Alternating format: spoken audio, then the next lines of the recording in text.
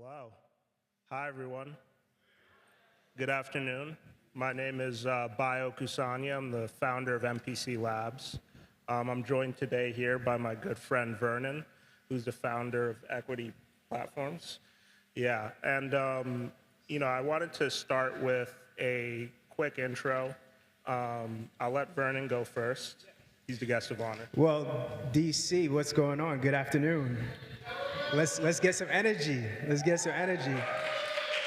I mean, it's a pleasure to be here. I was just here last week for the CBC, and I mean, oh man, DC gets it rocking. I'm a Brooklyn boy. So my name is Vernon J, CEO and founder of Equity Platforms. I'm a real estate veteran, 20 years in the game, a little bit under $200 million in transactions. It just runs through my veins. I love real estate. I think it creates abundance, generational wealth. My great-grandfather bought our first property in 1953 for $10,000 on a payment plan in Brooklyn. We still own that property today. It's one of $15 million in real estate that we own today. And throughout my career, I've seen so much in the real estate space. I've seen a lot of inequity throughout my time in the real estate space. And in 2016, I got into the blockchain space really heavy, traveling all over the world, Dubai, Hong Kong, all over this country, learning about how real estate and blockchain intersect and create efficiencies in the marketplace. And then as I started building my own portfolio of assets, in 2020, I had this idea. It was like a boom moment where I knew that I could take my assets that I own and tokenize them and allow people in the community to own fractions of those assets so that we can all create wealth together. And I got really lucky where my best friend of 10 years at that time he's a cryptographer. His name is Akil Ash. He's our CTO. He helped Venmo and PayPal build out their blockchain system. So up to this point, we've got a documentary on PBS called Crypto Decoded. I encourage everybody to go check it out. We have over $4 million in assets in that company and Equity Platforms. Just 2 weeks ago, we closed on a waterfront property that's an office building that we're converting to affordable housing. The property was built in 1850. So to put that into context, guys, 1850, that was the same year that the Fugitive Slave Act was signed, where I would call it the spark of the Civil War, where it deputized all Americans, white, black, doesn't matter. It deputized them to make sure that any slave that's running away has to be returned to its owner, no matter where they are in the country. That was the spark of the Civil War. So this property that we bought, it actually has direct ties to the Underground Railroad. So we're converting it. We're taking this property that, people that look like myself, most people in this room, probably wouldn't even have been able to step foot in that building, let alone own it, right? So we're here to change the narrative of what it means to be owners, and then give people the opportunity to own fractions of assets. And I'll land the plane here for the intro, but we actually just went live with our next iteration of the company, which is a platform called Equity Share. And that essentially allows any community developer around the nation to create your own token. Create your own token backed by your own real estate, your own company, your own assets, and then you can do crowdfunding in order to get the community involved and be able to get them to replace the bank with community. So it's a pleasure to be here. Wow, well done. I'm super impressed. I love how deep the roots run with what you're building. Just a quick little bit on me, and then we'll get back to Vernon. But I'm the founder and CEO of MPC Labs. We create tokenized consumer products. So all the, everything you wear from apparel to accessories to, prints, we'll create a physical asset and then we'll tokenize it on chain and help you distribute it for your customers. My first question for you, Vernon, how do you define a tokenized asset? And I guess on top of the definition, what makes tokenized assets special to you? So, I mean, it's in the simplest form. You take an asset and you're able to securitize it, right? And we've been doing this for decades in traditional finance, where you take a property, you take a company, you create shares in that company or in that asset. And all we're doing with tokenization is digitizing it. It's like the emergence of the internet. And what people don't realize is that prior to 1991, it was actually illegal for anybody to own a website, to create a website. Businesses, people, you couldn't own it. It was illegal because the government needed to figure out how to regulate it before they let people use it. And I mean, that kind of sounds kind of familiar, right? I have a question for everybody here. How many people here have their own website, web page, something that, represents them online? So, okay, it looks like about 50%, about 40 to 50%. Now, how many people have their own smart contract or token in the room? So we've got 1, 2, 3. So it's probably about 2%. 2% versus 50%. Now, the thing is, if I asked that question 20 years ago about a website, it would have been the same amount of people who raised their hand about having their own token. So in 20 years from now, it's going to be wild to think about owning a business or owning real estate without first tokenizing it, which gives you so much ability to, number one, have a really clean ledger of your investors on the blockchain. Number two, the dividend sharing that I do with my investors is so seamless. We've shared more than $20,000 in dividends from our real estate in the last 2 years. And it's like night and day. And it's when you'd be surprised to know that when people send out real estate dividends, it's usually by check. It's by mail. And we're changing that and making it so that it's by digital and you get it instantly. I don't have to make sure that you got it in your bank account. It's there right away. And as long as you have an internet connection, we have transparency. So, yeah. Yeah. So I noticed, there's probably a minority of people here that have smart contracts. We saw who raised their hands. So how are you helping people onboard into your platform? So it's very simple. I mean, to be an equity coin token holder, we are a private company. Right now, we've done crowdfunding, we've done Regulation D, 506B, these are specific ways to raise capital in America. It has to be very straightforward and it has to go by the book. Everybody here probably knows about the Securities Exchange Commission, FINRA. These are regulatory bodies that oversee, when you bring in money from any type of investment, anybody, you got to go through the right channels. So when we're talking about the tokenization, you're taking traditional models, investment models, and you're applying it to blockchain technology. So with our, I'll give you some specifics.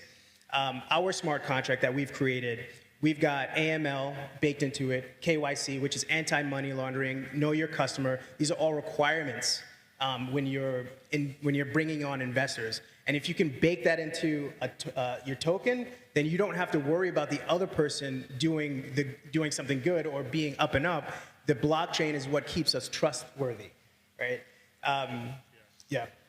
I'm an early stage investor. I've been investing in startup companies since 2017, and at least in the startup market, there's certain regulations around who can actually invest in certain assets. And for anyone who doesn't know, the SEC and our government makes it so that you have to be an accredited investor usually to invest in private markets, which means you have to have $1 million net worth or have made over $200,000 in the last 2 calendar years. So how are you making it so that our community can actually have access to some of these private investments? I mean, you bring up a phenomenal point. I mean, phenomenal point, brother. This bothers me a lot. So look, but in the Obama era, he created the Jobs Act, and that essentially allowed crowdfunding. It's something called Regulation CF. Now that allows non-accredited investors to take part in investments. Before then, it was virtually impossible for a non-accredited investor to take part in something like equity coin or even your company, anybody's company, right? So regulation crowdfunding, and we have our own platform. It's called Equity Share, which I mentioned earlier, and we allow other people to crowdfund on our platform and create their own token. And what it does is we're able to replace the bank with community.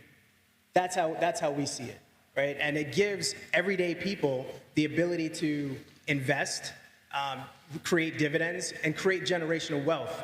Before then, it was, I have a big problem with this.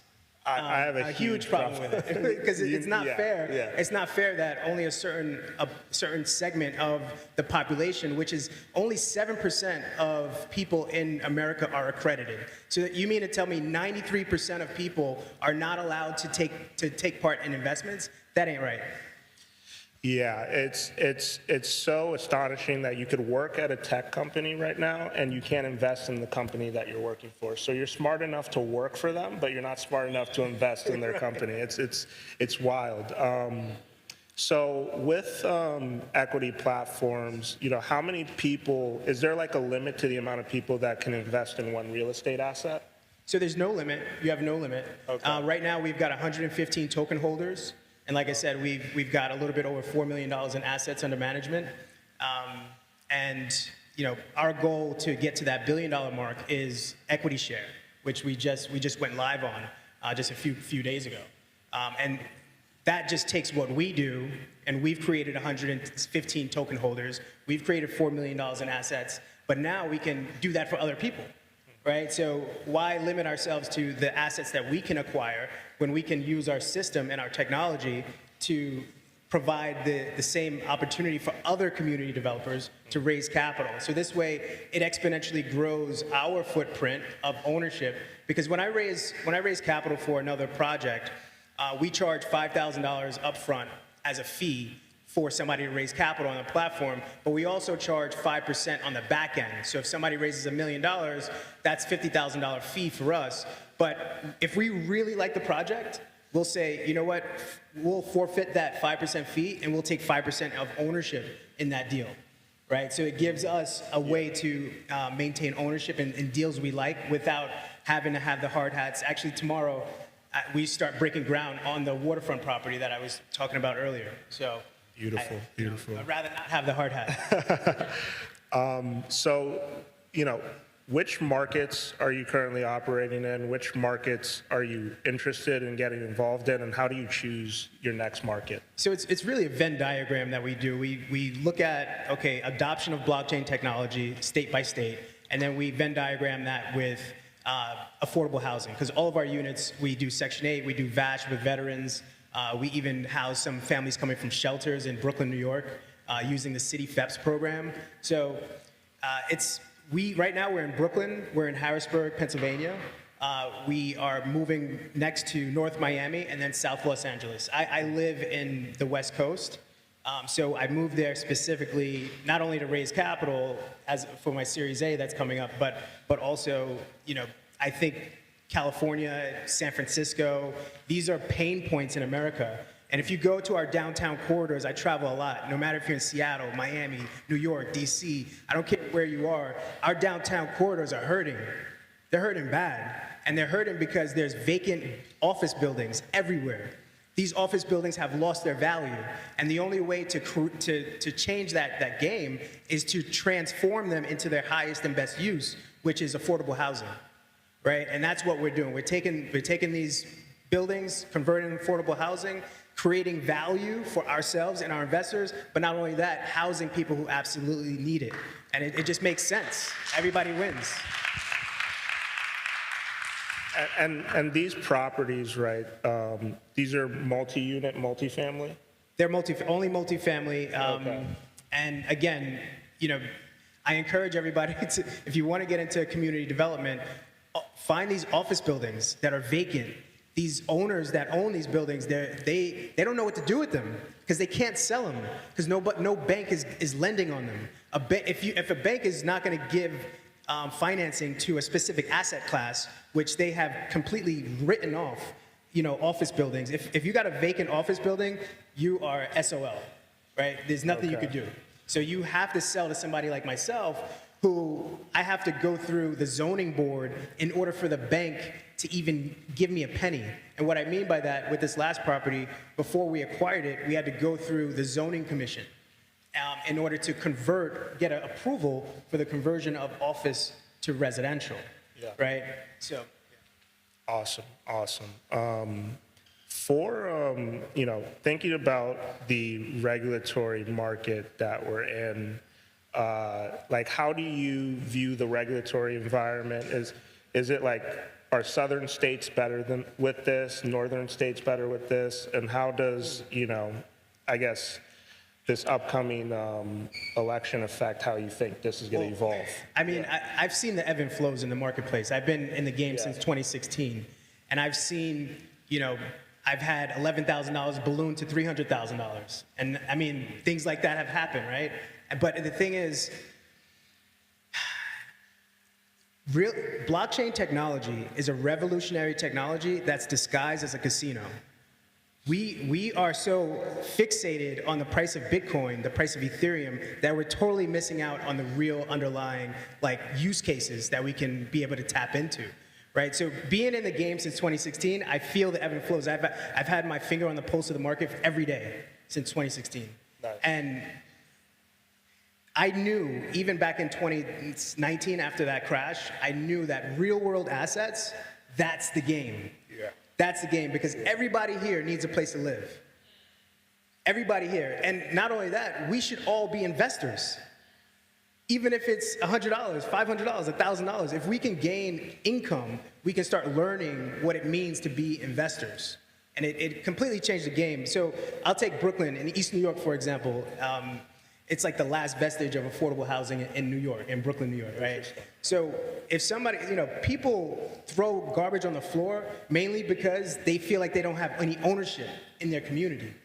There's a disconnect between, I don't own it, so I don't care. I'm gonna throw this wrapper on the floor. But if you own $1,000 worth of a building that, and I'll also mention that we're working with the developers called Totem. They're doing a $250 million redevelopment plan in Brooklyn, and we're taking $5 million of that and providing giving the community the opportunity to own a piece of that. So if you can own a piece of a large building, you start to feel a little different. You're like, yo, don't throw that wrapper on the floor. Like, I own a little bit of this neighborhood, you know what I'm saying? So it's a mentality shift that I'm hoping that tokenization of real world assets and crowdfunding will bring to communities of color all throughout the country. Amen, yeah. Round of applause for that. Yeah, round of applause for that. I completely agree. My parents told me when I was coming up that there's two tax systems basically in this country, and there's the ownership class and then there's the renter, right? And it's a completely different mindset based off of how you perceive your ability to scale in this country. And to that point, the renters versus owners have 40 times more net worth than a renter. And I think this all came from FDR's New Deal. I think FDR's New Deal is the genesis of where we are today, because that New Deal in the 30s, late 30s, gave white families subsidized ownership in assets. And then they subsidized rental for us, Black and Latino, right? So, and over time, over generations, that compound ownership of you bought a property in 1950, like my family, which is completely rare. Yeah. Completely rare. Now that property, we bought that property for $10,000. It's worth like 3.5 right now. So you can imagine that compound. Imagine if you're not able to get that, right? So right now, today, as we are, everything, if we're not talking about ownership in assets, it's really just noise. It's really like the Charlie Brown womp, womp, womp, womp, right? It's like, are we talking about ownership or not? And I think crowdfunding and tokenization, the marriage of them gives anybody the ability to come together and create a community of like-minded people who can have the blockchain as a trustworthy source to make sure that we're all on the up and up, right? And landing it here, the SEC, FINRA, they all do background checks on anybody that's raising capital. So it gives you that extra, something, knowing that this person is not a bad actor. Yeah, one thing I want to, mention as well is the challenge of gentrification within our communities. Could you speak to how this can help us move past this challenge? Yeah. Look, gentrification, I think, is a dirty word, but it doesn't have to be. Okay. We can gentrify from within. Exactly. We don't have to have outsiders come in to tell us that our I was about to curse, that our stuff is valuable. Our real estate is valuable. DC, we got to hold on to our assets. Brooklyn, Miami, LA, wherever you are in this country, hold on to it. And if you have to sell it, do a 1031 exchange so you can buy another property that's better. But never just sell and just try to buy a Cadillac, and that's not going to help us. All right. Thank you so much, Vernon. Please, round of applause for Vernon. Maybe 30 seconds. What would you like to leave the crowd with before they go home? I think I just did it, right? Yeah, you just did it. It's like own those assets, hold on to them, and then find ways to create community so that you guys can come together and create community with people you trust. It could be 10 people. It could be 5 people. It doesn't have to be hundreds of people. It only takes a few people to start a fire that can fan the flames. So. Thank you. Yeah.